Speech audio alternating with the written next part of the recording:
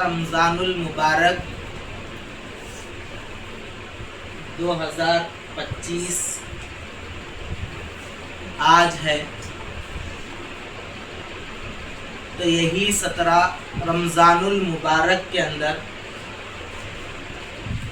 2 ہجری میں جنگ بدر کا واقعہ پیش آیا۔ جنگ بدر سے پہلے آپ علیہ الصلاۃ والسلام کے پھوپھی حضرت عاتکہ بنت عبد المطلب ایک خواب دیکھے۔ وہ خواب دیکھ کر بہت بے چین ہوئے۔ حضرت عباس رضی اللہ تعالی عنہ کو بلا بھیجے۔ جب حضرت عباس رضی اللہ تعالی عنہ آئے تو حضرت عاتکہ اپنے بھائی حضرت عباس سے خواب نقل کیے۔ خواب میں یہ دیکھے ایک شخص بہت خطرناک حالات میں اونٹ پر سوار مقام ابطح پر آ گیا ہے اور وہ چیخ چیخ کر اعلان کر رہا ہے، اے لوگوں، اپنے اپنے مرنے کی جگہ پر جمع ہو جاؤ۔ اس اعلان کو دیکھ کر لوگ بہت بھیڑ جمع ہو گئے حضرت عاتکہ کے خواب میں رضی اللہ عنہ۔ تو پھر وہ شخص وہاں سے اپنے اونٹ کو آگے لے کر ابو قیس پہاڑی پر چڑھ گیا۔ پھر ابو قیس پہاڑی پر چڑھ کر پھر اعلان کر رہا ہے، اے غدر والو، اپنے اپنے مرنے کی جگہ پر آؤ، جمع ہو جاؤ۔ لوگوں کی بھیڑ اس کے پیچھے لگ گئی۔ پھر اس نے کعبۃ اللہ کی چھت پر اپنی اونٹنی کو لے کر چڑھ گیا۔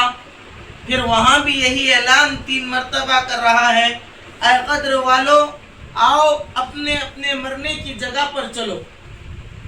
اب یہ واقعہ سنا کر حضرت عاتکہ رضی اللہ عنہ فرما رہے ہیں، اے عباس، تمہاری قوم پر کوئی بڑی مصیبت آنے والی ہے۔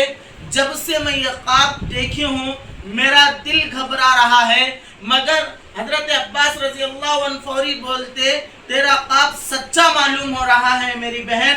تو پھر حضرت عاتکہ رضی اللہ عنہ فرماتی ہیں کہ اے عباس، اس خواب کو اپنے قوم میں کسی سے تذکرہ مت کرنا تاکہ اس سے کوئی اور بوال نہ ہو جائے۔ تو حضرت عباس رضی اللہ عنہ باہر نکلتے، وہاں پر ان کا دوست ولید مل جاتا تو اس کو وہ خواب پورا نقل کر دیتے اور پھر آگے چلے جاتے۔ یہ خواب کب آیا حضرت عاتکہ رضی اللہ عنہ کو؟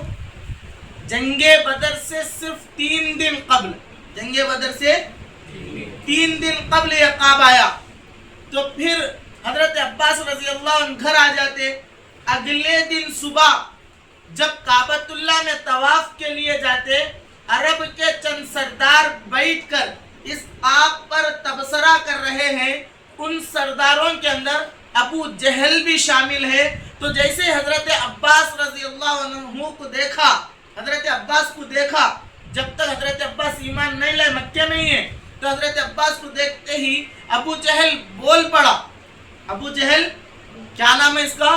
عمرو بن ہشام، عمرو بن ہشام۔ ابو جہل اس کی عرفیت ہے، اس نام سے مشہور ہوا ہے۔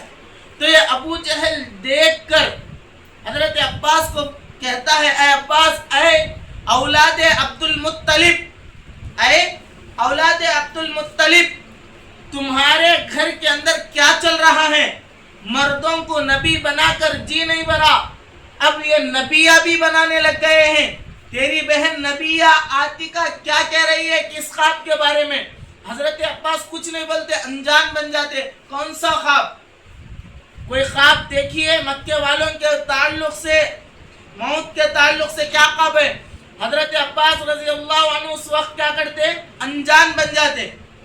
تو پھر عبد المطلب کی اولاد پر اور ان کے گھر والوں پر ابو جہل خوب تانے کستا، حضرت عباس خاموش ہو جاتے، حضرت عباس خاموش ہو کر گھر کی طرف چلے جاتے. پھر ان کے حضرت عباس رضی اللہ عنہ کے تمام گھر کے خواتین حضرت عباس رضی اللہ عنہ کے گھر پہ جمع ہو جاتے، جمع ہو کر بولتے کیسی حیا مر چکی ہے، کیسی بے حس بن کر آ گیا ہے، تیرے گھر کی عورتوں کو ابو جہل اتنے تانے مارا ہے، اتنے الفاظ کہا ہے، تیری غیرت نہیں جاگی، تو کیوں اس کو جواب نہیں دیا، تو کیوں اس کو بحث نہیں کیا، کیوں تم اس تانوں کا بدلہ نہیں لیا، کہاں گئی تیری غیرت؟ حضرت عباس رضی اللہ عنہ فرماتے تمہاری بات بھی سچ ہے، کل میں اس کی خبر لوں گا.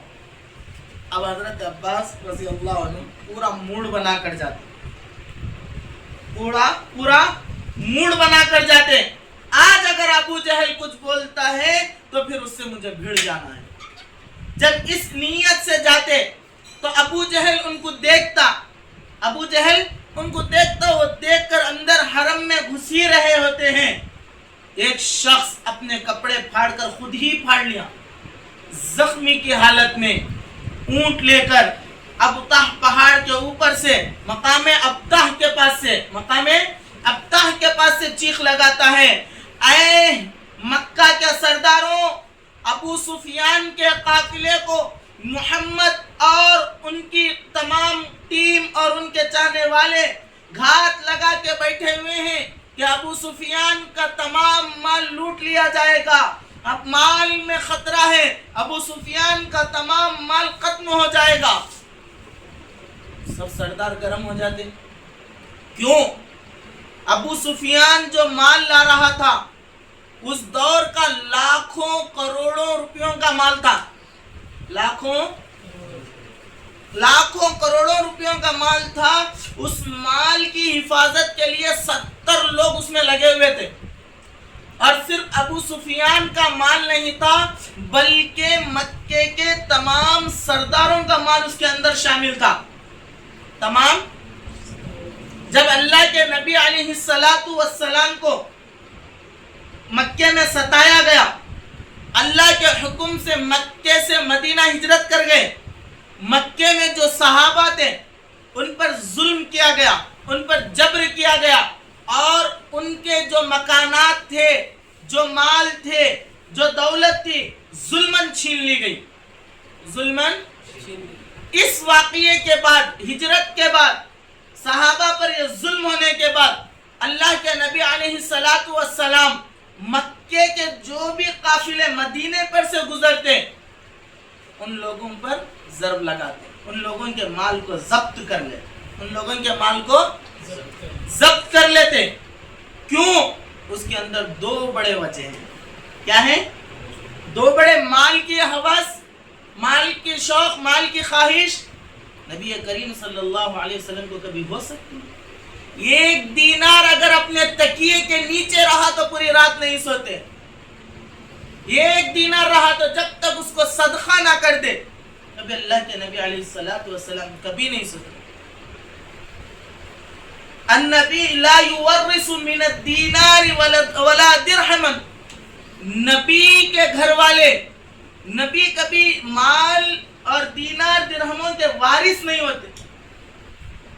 اللہ کے پیغمبروں کو مال سے تعلق نہیں رہتا، اس سے مال سے نہیں. لیکن جو مکے کے قافلے جاتے تھے ان کے مال کو ضبط کرنے کے 2 خاص وجہ تھے. ایک خاص وجہ یہ ہے کہ مکے سے مدینہ بھیج دیے نبی اور صحابہ کو کہ اب کمزور ہو گئے، اور ان لوگوں کی پلاننگ ہے کہ اب مدینے پر بھی جا کر ان کا کام تمام کر دیا جائے. اس پلاننگ کی ریڑھ کی ہڈی کو توڑنا تھا، اس پلاننگ کے ریڑھ کی ہڈی کو توڑنا تھا، اور ان لوگوں کو، مکے والوں کو بتانا تھا ہم لوگ کمزور نہیں ہیں، ہمارے اندر بھی جرأت ہے، ہمارے اندر بھی طاقت ہے، ہم مکہ چھوڑے ہیں اللہ کے حکم سے، نہ کہ کسی کے باپ کے خوف اور ڈر سے. ان لوگوں کو اس بات کا پیغام دینا تھا. دوسری بات، ان لوگوں کا مال لے کر جو مہاجر صحابہ کا وہاں مال چھین لیا گیا، اور جو وہاں ان کے زمین اور گھروں پر قبضہ کر لیا گیا ہے، ان سے مال لے کر ان لوگوں کو مال دے کر اس کا بدلہ مکمل کرنا. شریعت میں بزدلی نہیں ہے. شریعت یہاں تک بولتی اگر اپنے ذات کے حق کے لیے بھی لڑتے لڑتے حق پر آدمی مر جاتا ہے اس کو بھی جنت ہے اور اس کو بھی شہید کا مقام. صرف اسلام کے حق کے لیے نہیں, اپنی ذات کے حق کے لیے بھی اگر لڑ کر مر گیا وہ بھی شہید کہلاتا ہے. پھر اسلام کے نام پر اگر کوئی کٹے اور مرے پھر اس کا کیا مقام ہوگا؟ وہ کیسی شہادت ہوگی, وہ کیسی شہادت ہوگی. تو معلوم ہوا اللہ کے نبی علیہ السلام کو ابو سفیان بہت زیادہ بڑا مال لے کر آ رہا ہے. بعض تاریخ کی کتابوں میں لکھا ہوا ہے 50,000 دینار کا مال تھا. کتنا؟ 50,000 دینار اس دور کے حساب سے بڑی رقم ہے نا. ملک شام سے ابو سفیان 50,000 دینار کا مال یعنی لاکھوں کروڑوں روپیوں کا مال لے کر آ رہا ہے. صرف ابو سفیان کا نہیں, مکے کے کئی سردار اس بزنس کا حصہ ہیں.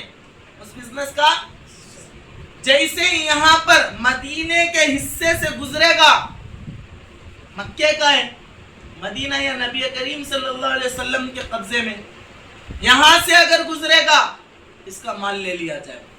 اگر ابو سفیان کا وہ مال لے لیتے عرب کے سردار اور کفاروں کی بہت زیادہ ہمت پست ہو جاتی, بہت زیادہ, اور ان لوگوں کو پیغام بھی پہنچ جاتا کہ اب محمد صلی اللہ علیہ وسلم اور ان کے ساتھیاں مضبوط ہو گئے, ان کے پاس مال بھی آ گیا, مال بھی آ گیا. جیسے ہی اب وہ قاصد آ کر اعلان لگا دیا, اعلان کر دیا ابو سفیان کا مال لوٹے جانے والا رہا, لوٹنے جانے والا ہے, تو پھر ابو سفیان کو بھی اس بات کی خبر تھی تو وہ بڑی چالاکی کے ساتھ بچتے بچاتے دور کا راستہ کاٹ کر مکہ پہنچ گیا. مکہ مال صحابہ اور نبی کے ہاتھ نہیں لگا. بات ختم ہو گئی, بات ختم ہو گئی. تمام سردار بولے چلو یہ بات تھی, بات ختم ہو گئی ہے, اب کس کا انہوں خاموش بیٹھ جاؤ, کس کا انہوں. اب یہاں پر حضرت عباس رضی اللہ عنہ گئے تھے نا ابو جہل سے غصہ, اس قاصد کی آواز سنے تو انہیں ابو جہل دبلا پتلا تھا, اچک کے بھاگ گیا قاصد کی طرف. اب اس اعلان کی چکر میں حضرت عباس بھی بدلہ بھول گئے, بدلہ.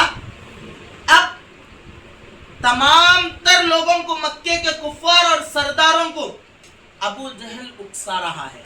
کیا کر رہا ہے؟ ابو جہل اکسا رہا ہے کہ ارے تم بزدل ہو گئے, چلو جا کر ان کی خبر لیں گے, ان لوگوں کا کام تمام کر دیں گے, تمام اہل ایمان کو مٹا دیں گے, نعوذ باللہ, محمد بن عبداللہ کو مکمل کر دیں گے, یعنی اس دنیا سے رخصت کر دیں گے. ایسے گندے غلیظ پلید منصوبے بنانے لگ گئے. تمام عقل مند سردار بولے, تمام عقل مند, دیکھ ابو جہل مال کی فکر تھی, مال آ گیا, بات ختم, ان کی جگہ بعد میں دیکھیں گے, اب اپنا اپنا. تو تمام کو اکسانے لگا, بزدل ہو گئے, بے غیرت ہو گئے, چڑیاں پہن کر بیٹھ جاؤ, زنانہ سے بدتر ہو گئے, عجب عجب الفاظ بول کر ابو جہل تمام کو اکسا کر 1,000 لوگوں کا لشکر تیار کر لیا. کتنے لوگوں کا؟ 1,000 لوگوں کا لشکر تیار کر کے العدوۃ القصوہ, ایک ریت کا بڑا پہاڑ تھا بدر کے پاس میں, وہاں آ کر جم گیا. وہاں آ کر صحابہ نبی کریم صلی اللہ علیہ وسلم کے ساتھ 313 جو گئے تھے, جنگ کے لیے گئے تھے, جہاد کے لیے گئے تھے, جنگ کے لیے بھی نہیں, جہاد کے لیے بھی نہیں, ان لوگوں کو سبق سکھانے کے لیے گئے. ان لوگوں کو 313 تھے. کتنے تھے؟ 313 تھے. تو اب انہیں آ کر آمنا سامنا کر لیا. اب وہ عدوۃ القصوہ پہاڑی پر ٹھہر گیا. صحابہ انہوں بدر کے پاس, اس کو بدر کیوں کہتے؟ وہاں پر اس میدان میں ایک کنواں بنا ہوا تھا، بہترین کنواں، اور اس کنواں کا اسٹائل ایسا بنا ہوا تھا، جب چاند آتا، چاند برابر اس کنویں کے بیچ حصے میں پڑتا، اس کنویں کے بیچ حصے میں پڑتا، اور چاند کو بدر کہتے ہیں، 14ویں کا چاند وہاں آتا. کیا تھا؟ یہاں پر بھی ہے نہیں، رانی محل، کون سا محل؟ آلپٹن کے پاس، اس کے بھی کھڑکیاں ہیں، 365 کھڑکیاں ہیں.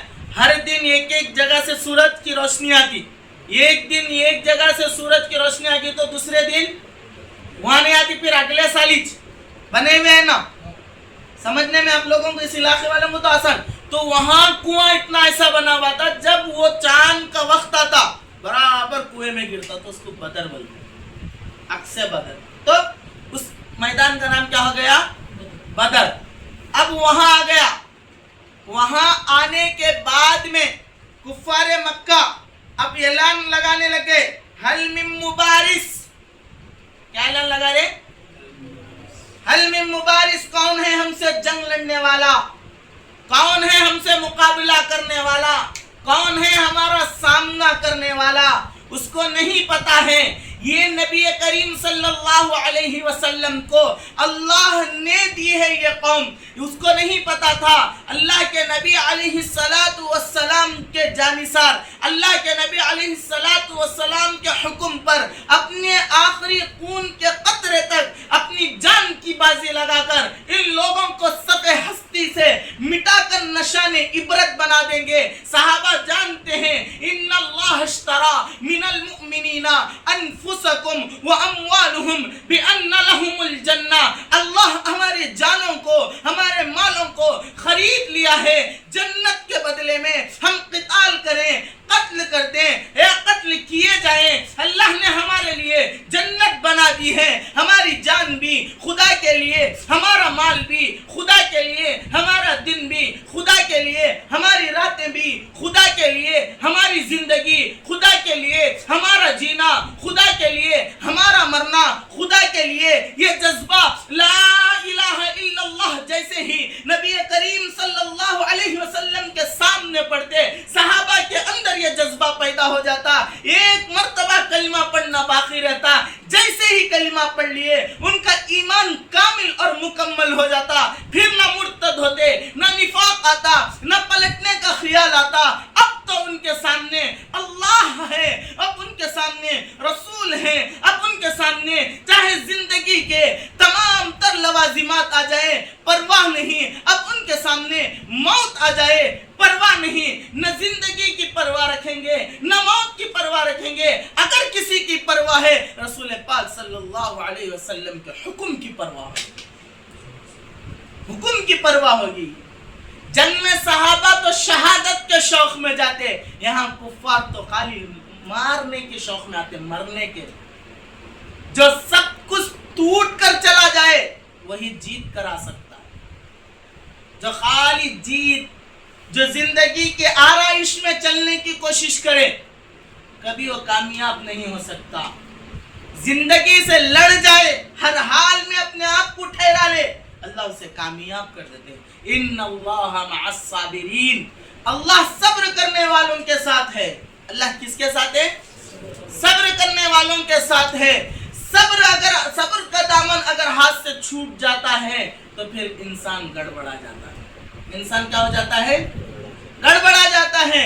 ان اللہ معی، ہر حالات میں، ہر مشکل میں یہ خیال رکھنا چاہیے میرے ساتھ میرا اللہ ہے. تلک الایام نداولها بین الناس، انسان کے درمیان حالات کا الٹ پیر ہونا یہ زندگی کا نصاب ہے، زندگی کا مزاج ہے، زندگی کی پہچان ہے. اگر آرام ہی آرام ہے تو کیا زندگی دیکھا، تکلیف ہی تکلیف ہے تو کیا زندگی دیکھا. آسانی بھی دیکھے، تکالیف بھی دیکھے، آرائش بھی دیکھے، مصائب بھی دیکھے، خوشیاں بھی دیکھے، غم بھی دیکھے، رنج بھی دیکھے، الم بھی دیکھے، مسرت بھی دیکھے، سکون بھی دیکھے، واویلا بھی دیکھے اور سکونت بھی دیکھے. تمام تر چیزیں دیکھتا ہے تو یہی زندگی کا مزہ ہے، یہی زندگی کا مزہ ہے. ہر قسم کی چیزیں جہاں ہوتی ہیں وہیں لذت ہوتی ہے. دسترخوان پہ ایک سے زائد قسم کے اشیاء ہوں، دسترخوان بہت روشن اور رونق یافتہ دکھتا ہے. یہی تو ہندوستان کی شان ہے.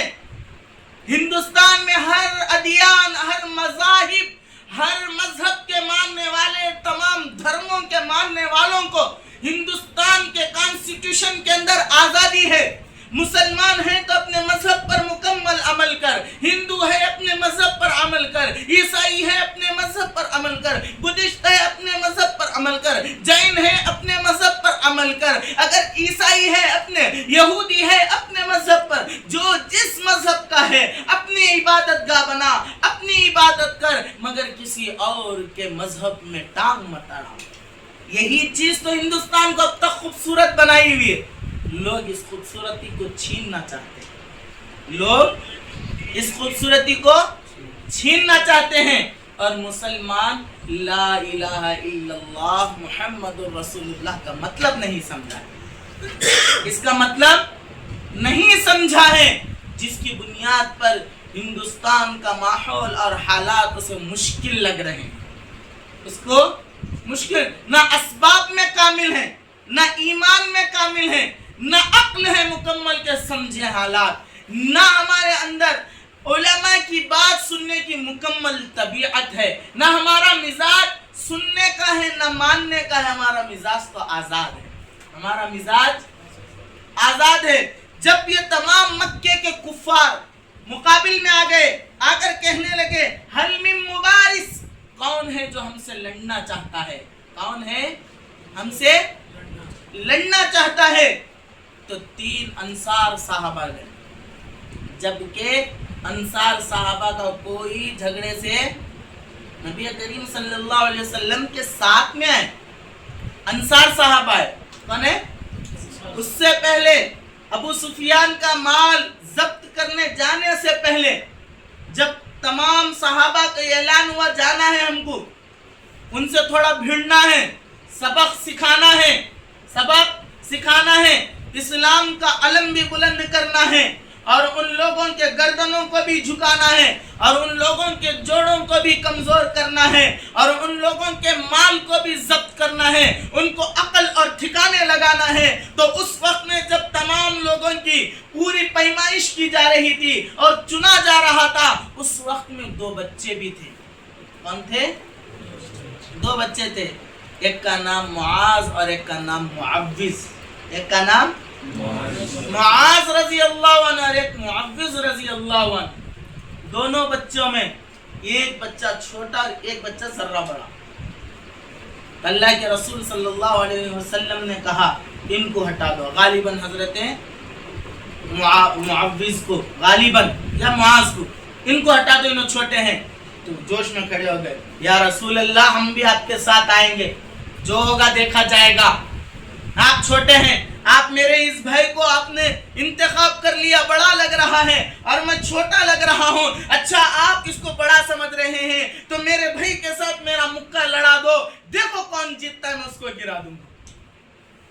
کتنا شوق تھا، کتنا شوق تھا. دونوں چلے گئے. وہاں جانے کے بعد جنگ کا میدان لگ گیا. جنگ کا میدان میں اب ان لوگوں کا تو خاص نعرہ ہے حل من مبارس، آؤ کوئی لڑنے والا. اب ان میں سے دو تین جو سردار ہے، جان دے بھائی نکو دیں گے، جانا ہی نہیں ہے. کیوں؟ ان میں سے بعض لوگ یہ مان چکے ہیں نبی کریم صلی اللہ علیہ وسلم امین اور صادق ہیں. اتنا تو ایمان ابو جہل کا بھی تھا. بچپن سے یہ وہ شخص ہیں جو نبوت کا دعویٰ کر رہے ہیں، نبی بن کر مبعوث ہوئے ہیں. یہ نہ بچپن سے کسی کے امانت میں خیانت کیے ہیں، نہ کبھی کذب بیانی سے کام لیے ہیں. یہ امین ہیں، یہ صادق ہیں. تو اب وہ کفار کے کچھ سرداروں کو ان کے غلاموں سے یہ بھی معلوم تھا کہ اللہ کے رسول صلی اللہ علیہ وسلم فرماتے ہوئے ہم سنے فلان شخص کی موت فلان جگہ ہوگی، میرے ہاتھ سے ہوگی. اب چلو برے، وہ پیشن گوئی بھی ستا رہی ہے. گئے تو نہیں آتے رے، ڈر رہے. ابو جہل اکسایا نا، ابو جہل بہت بڑا خبیث دجل کفر. اللہ کے نبی علیہ الصلوۃ والسلام فرماتے ہیں جیسا موسیٰ علیہ السلام اور بنی اسرائیل کے لیے فرعون کیسا تھا، میرے قوم کے لیے ابو جہل فرعون ہے. فرعون کا ثانی ہے. فرعون جس طرح اس قوم کا ظالم ہے، اس طرح یہاں کا انہیں سردار فرعون ہے.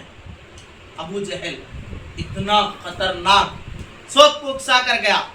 تو اب جنگ کے لیے 3 انصار صحابہ، 3 مکی کافر کے پاس، مکے کے کفار 3 ادھر 3 صحابہ انصاری ہے.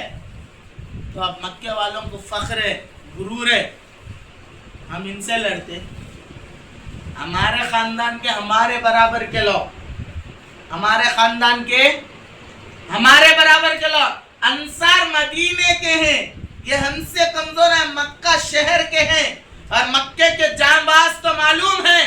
تو مکے والے اب انصار سے لڑیں گے تو ہماری عزت کیا رہے گی؟ عزت اچھا ایسا. تو 3 مکے والوں کو اتار دیے. پہلے حضرت علی رضی اللہ عنہ، اس کے بعد حضرت جعفر طیار، حضرت حمزہ رضی اللہ عنہ، پھر حضرت ابو عبیدہ. 3 صحابہ ادھر سے اترے، 3 کے 3 مکی، 2 تو ہاشمی. اللہ کے نبی علیہ السلام کے چچا زاد بھائی حضرت علی اور اللہ کے نبی علیہ السلام کے چچا حضرت حمزہ اور حضرت عبیدہ. 3 ادھر سے ہے، ادھر سے 3 بڑے جانباز، کفر کے سب سے زیادہ مضبوط مانے جانے والے اور اتنے زبردست سواریوں کے ساتھ 1000 لوگ، تمام تلوار، نیزے، ہتھیار، بہترین گوشت کھائے ہوئے، کیا کھائے ہوئے؟ گوشت کھائے ہوئے، شراب پیے ہوئے، بہترین قسمیں. ادھر صحابہ 17 رمضان المبارک 2 ہجری، رمضان بھی روزے بھی غالباً 2 ہجری میں ہی فرض کیے ہوتے، روزے کی حالت میں ہیں. ادھر ان لوگاں بہترین کیا بولتے شاداب، بہترین اچھے پانی کا انتظام ہے اس جگہ، بہترین پہاڑی پر. یہاں صحابہ سوکھی زمین پر، سبز و شاداب ان کے پاس، یہاں پر پوری ریتلی زمین. تو اب وہاں 3 اترے، ان لوگاں 3 اترے. حضرت حمزہ رضی اللہ عنہ ایک بار میں اڑا دیے، پھر حضرت علی رضی اللہ عنہ دوسرے کو ایک بار میں اڑا دیے. حضرت عبیدہ رضی اللہ عنہ اڑانے گئے، وہاں کا کافر حضرت عبیدہ رضی اللہ عنہ کے تلوار ایسا پیر پر مارا، پیر جسم سے علیحدہ ہو گیا. تو ان کو جنگ سے وہاں اٹھا کر لے. پھر حضرت علی یا حضرت حمزہ رضی اللہ عنہ اسے بھی اڑا دیے. کیا کرے؟ اسے بھی اڑا دیے. حضرت عبیدہ رضی اللہ عنہ اسی بدر کے اندر اسی پیر کے زخم کو تاب نہ لا کر شہید ہو گئے. کیا ہو گئے؟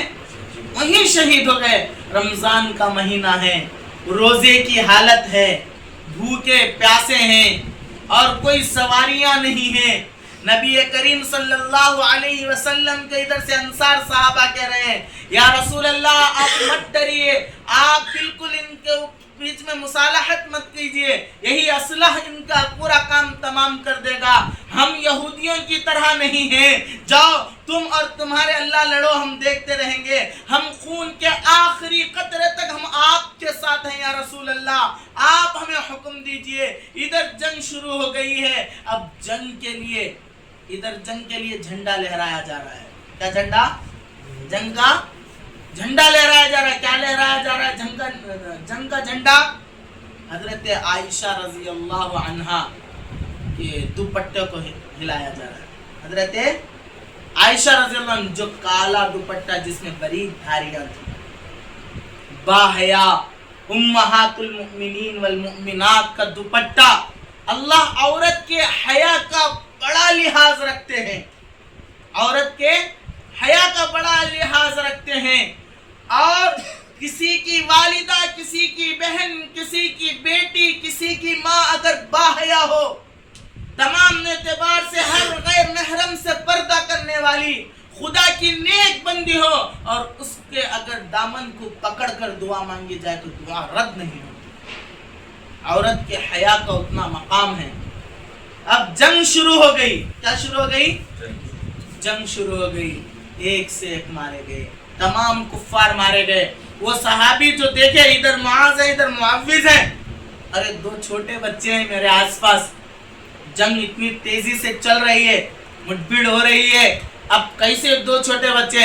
تو 2 چھوٹے بچے کیا پوچھ رہے ہو صحابی سے؟ نام بھول رہا ہوں، وہ چھوٹے بچے پوچھ رہے، تو سب چھوڑو چچا، یہ ابو جہل کہاں رہتا؟ کیا بول رہے 2 چھوٹے بچے؟ ابو جہل کدھر ہے، ہم ذرا اس سے نمٹنا ہے۔ صحابی کو جوش آ گیا، چھوٹے بچے ابو جہل، دونوں بچے ابو جہل کو بھگائے میدان سے بھگائے۔ ابو جہل بھاگ رہا ہے، زخمی کر دیے اس کو، کیا کر دیے؟ زخمی کر گرا دیے۔ ابو جہل کو کیا کرے؟ زخمی کر گرا دیے۔ ان کے اوپر ایک صحابی چڑھ گئے، ان کے سینے پر، اس کے سینے پر، ابو جہل خبیث کے سینے پر صحابی چڑھ گئے۔ کون؟ غالباً حضرت مسعود رضی اللہ عنہ۔ کون؟ حضرت مسعود رضی اللہ عنہ، بڑے دبلے پتلے صحابی، چڑھ کر اب اس کا گلا کاٹنا ہے۔ ابو جہل کیا کہہ رہا ہے؟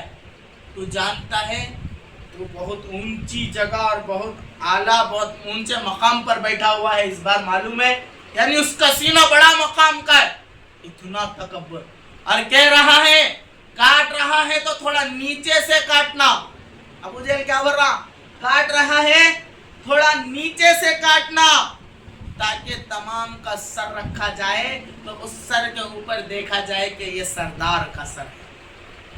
کس کا سر ہے؟ مرتا بھی ٹانگ اوپر، مرتا بھی ٹانگ اوپر۔ اس میں پورے بھاگنے لگے، انہیں مرنے لگ گیا۔ تو اس وقت میں جب پورے 70 سردار اور کافروں کو ایک ہی کنویں میں ڈال دیا گیا، کیا ڈال دیا گیا؟ جو نبی کریم صلی اللہ علیہ وسلم کے دین اور اسلام اور ان کے ماننے والے اور ان کے جانثاروں کو اس زمین اور اس صفحے ہستی سے مٹانے کے لیے آئے تھے، آج ان کے تاریخ میں کوئی نشان باقی نہیں رہا، وہ صفحے ہستی سے مٹ گئے۔ اسی طرح عزیز مسلمانوں، اگر ہم نبی کریم صلی اللہ علیہ وسلم کے سنتوں کے پابند اور شریعت کے پابند ہوتے چلے جائیں اور نبی کے عشق کو اپنے سینوں کے اندر بسا لیں، آج کے وقت کا فرعون اگر ہمیں مٹانے آئے گا، وہ بھی ابو جہل کی طرح مٹ کر چلا جائے گا۔ وہ بھی کیا ہو جائے گا؟ ابو جہل کی طرح مٹ کر چلا جائے گا۔ نہ ہماری زمین لے سکتا ہے، نہ ہم کو زمین سے ہٹا سکتا ہے، نہ ہمارے تمام تر طاقتیں اور تمام رائٹس کو چھین سکتا ہے۔ اسے اللہ تعالیٰ رائٹ کر دیں گے۔ کب؟ جبکہ ہمارے اندر ایمان، اسلام، اس کا مقام، اس کی اہمیت اور اس کے نظریات ہمارے نظریات ہو جائیں، ایمان کی روشنی ہمارے قلب پر آ جائے۔ پھر دیکھو علامہ اقبال رحمۃ اللہ علیہ کیا فرمائے؟ وہ زمانے میں معزز تھے مسلمان ہو کر، اور ہم خار ہوئے تاریخ قرآن ہو کر، اور ہم خار ہوئے تاریخ قرآن ہو کر۔ اب نبی کریم صلی اللہ علیہ وسلم 70 جو کفار سرداروں کو ایک کنویں میں ڈالے، وہاں جا کر بات کر رہے ہیں، وہاں جا کر هل وجدتم ما وعد ربكم حقا، هل وجدتم ما وعد ربكم حقا۔ اے کافروں، بتاؤ تم جو کہہ رہے تھے ہمارے ساتھ جنگ شروع ہونے سے پہلے ہمارے ساتھ لات ہے، ہمارے ساتھ عزا ہے، تمہارے ساتھ کون ہے؟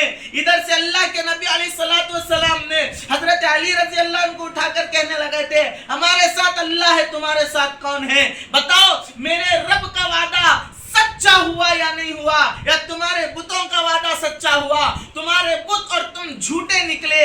آج تم پورے جہنم کو وصال جہنم رسید ہو کر یہاں پڑے ہوئے ہیں، اور میرا رب سچا ہے کہ میں ہم پر تم کو حاوی کر دیا، ہم کو تم پر حاوی کر دیا، غالب کر دیا اور تم کو مغلوب کر دیا۔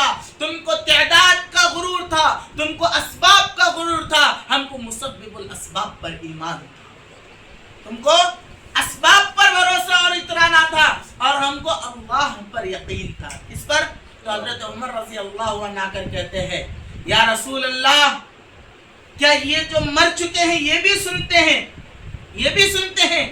تو حضرت عمر رضی اللہ عنہ اللہ کے رسول صلی اللہ علیہ وسلم فرماتے ہیں اے عمر، تم اتنا نہیں سن رہے ہیں یہ مجھے جتنا سن رہے ہیں. تم مجھے اتنا نہیں سن رہے ہیں، یہ سن بھی رہے ہیں، الفاظ سمجھ بھی رہے ہیں اور محسوس بھی کر رہے ہیں اور دیکھ بھی رہے ہیں.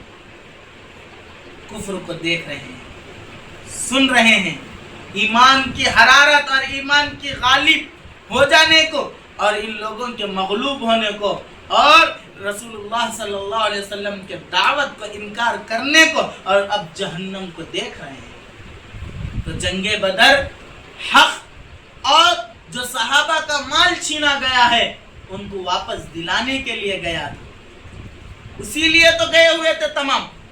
لیکن وہاں کا غرور انہی کو مٹی میں ملا دیا، ان کا غرور انہی کو مٹی میں ملا دیا.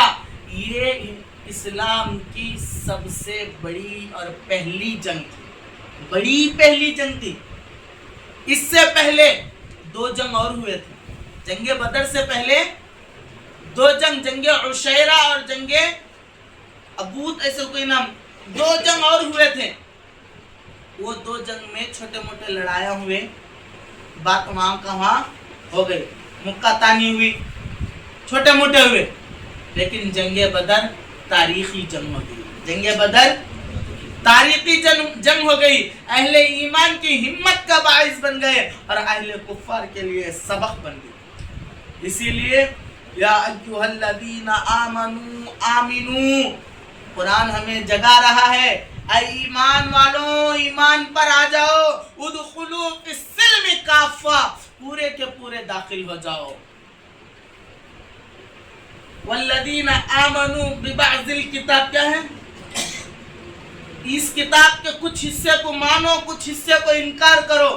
جو چیز تمہارے ماحول اور تمہارے طرز اور طریقے کو صحیح لگ رہی ہے، تمہارے خاندان کے مزاج اور تمہارے قبائل، تمہارے علاقے، تم بسنے والوں کی جگہ اچھے لگ رہے ہیں، وہاں کا نظام ماحول لگ رہا، اس کو لے رہے ہیں. اور اسلام کا کچھ نظام عمل کرو کہہ رہا ہے، وہ تم لوگوں کو اور لوگوں کی باتوں کی وجہ سے عمل میں شرمندگی آ رہی اور ہٹ جا رہے ہیں، تو آپ مکمل کامل مومن نہیں ہوئے. آج مسلمانوں میں یہی حال ہے نہیں؟ جو چیزیں لوگوں کے تانوں کے بیچ نہیں آتی ہیں ان چیزوں کو لے لیں گے. جو اسلام ہے، شریعت ہے، اجازت ہے، دین ہے، لیکن لوگ اس پہ کرنے پر الفاظ کہیں گے، تانا ماریں گے، شرمندگی ہوں گی تو اسے چھوڑ دیں گے، اسے چھوڑ دیں گے. لوگوں کو دیکھ کر اگر دین پر عمل کرنے کی کوشش کریں گے، اللہ کی نصرت اور مدد نہیں آئے گی، اللہ کی نصرت اور مدد نہیں آئے گی. وہاں 1000 کی تعداد کو اور اسلحے کو نہیں دیکھے، اسی لیے اللہ رب العزت نے جنت سے فرشتے اتار دیے. کیا اتار دیے؟ جنت سے فرشتے اتار دیے. یہاں بھی اگر لوگوں کو دیکھ کر دین پر عمل نہیں، اسلام اجازت دیتا ہے بس اس وجہ سے عمل کرنا ہے، اسلام منع کرتا ہے لوگ کچھ بھی بولے ہم کو رک جانا ہے، اسلام عمل کرو بولتا ہے تو کر لینا ہے. اسلام عمل کرو، دنیا کیا بھی بولو، خاندان تانے مارو، علاقہ تانے مارو، گھر والے تانے مارو، فرق نہیں پڑنا چاہیے. اللہ اجازت دیا، دل سکون میں ہونا چاہیے. دل اور لوگ کرو بول رہے، اسلام منع کر رہا ہے. اسلام لوگ کیا کہیں گے نہیں کرے تو کوئی مسئلہ نہیں، دل سکون میں ہونا چاہیے. اللہ منع کر رہا بس منع ہے. اللہ رب العزت ہمیں دین کامل پر عمل کرنے کی توفیق عطا فرمائے. اللہ رب العزت ہمیں دین کی سمجھ اور دین پر عمل کرنے کے راہ آسان فرمائے. وما علینا